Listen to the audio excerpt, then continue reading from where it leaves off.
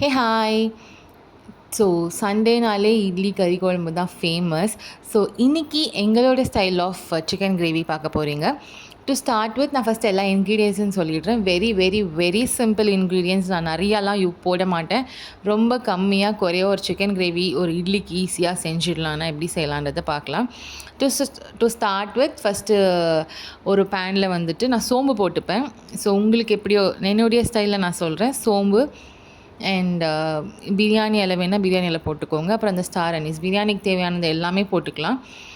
And அதுக்கப்புறம் வெங்காயம், தக்காளி, இஞ்சி பூண்டு பேஸ்ட், அப்புறம் கொஞ்சம் சிக்கன் மசாலா, கரம் மசாலா. ஸோ இதெல்லாம் தான் தேவையான இன்க்ரீடியன்ட்ஸ். ஸோ ஒரு பேன் எடுத்துக்கோங்க, எண்ணெய் விட்டுக்கோங்க, சோம்பு போட்டு பிரியாணி இலை, ஸ்டார் அனீஸ் போட்டுட்டு லைட்டாக கொஞ்சம் ப்ரௌன் ஆகிற வரைக்கும் வறுத்துட்டு வெங்காயம் போட்டுட்டு அப்புறம் இஞ்சி பூண்டு பேஸ்ட் போட்டு உங்களுக்கு வேணுன்னா ஒரே ஒரு சில்லி, ஒரு ஹாஃப் சில்லி ஆட் பண்ணிக்கோங்க ஃபார் த டிஃப்ரெண்ட் ஃப்ளேவர்.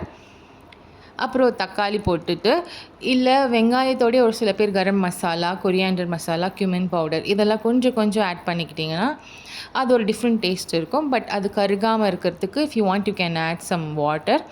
அப்புறம் இல்லை எனக்கு கருகிடும்னு பயமாக இருக்குன்னா நீங்கள் தக்காளி போட்டுட்ட பிறகு கூட இந்த கரம் மசாலா, கொரியாண்டர் மசாலா, கியூமின் மசாலா எல்லாத்தையும் போட்டுக்கலாம்.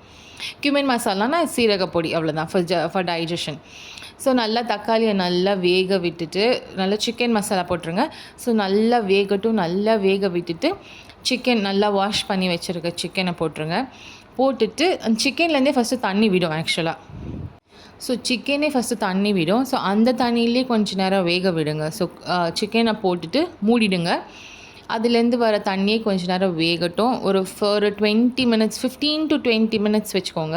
சிம்மில் வச்சுக்கோங்க. இல்லை ஹையில் வச்சுக்கிறீங்கன்னா அது ஒரு 10 மினிட்ஸ், ஒரு 8 to 10 மினிட்ஸ் வச்சுக்கோங்க.